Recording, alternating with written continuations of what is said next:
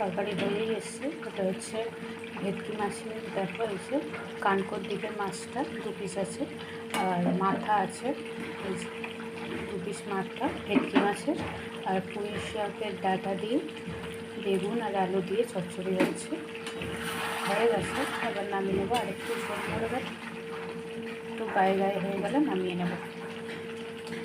দেখো বন্ধুরা, বেগুনের তরকারিটা হয়ে গেছে, নামিয়ে নিয়েছি। দেখো কে কে তোমরা এরকম তরকারি খেতে ভালোবাসো কমেন্ট করে। আর কী কী হচ্ছে দেখতে থাকো।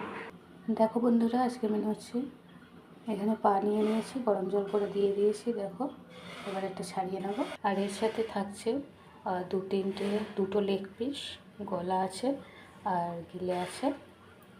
এই দিয়ে রান্না হবে। 2 পিস আলু ভেজে নেব, দেখতে থাকো তোমরা।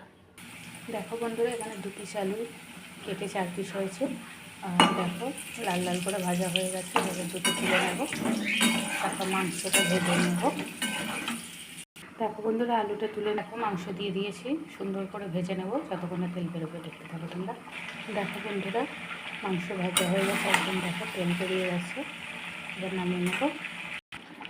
দেখো বন্ধুরা, মাংস মশলা কষানো হচ্ছে, আর একটু ভালো করে কষিয়ে নিয়ে তারপর মাংস আলু দিয়ে দেবো।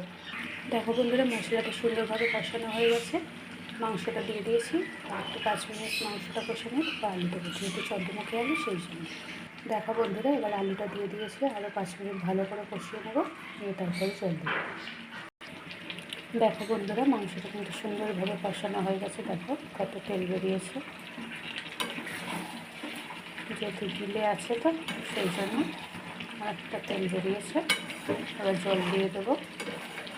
এবার একটা ঝোল ঝোল করবো না, কষা কষাই করবো। দেখো বন্ধুরা, হয়ে গেছে তরকারি রেডি, এবার নামিয়ে নেব। ভিডিওটি ভালো লাগলে লাইক কমেন্ট শেয়ার করে দিও। টাটা।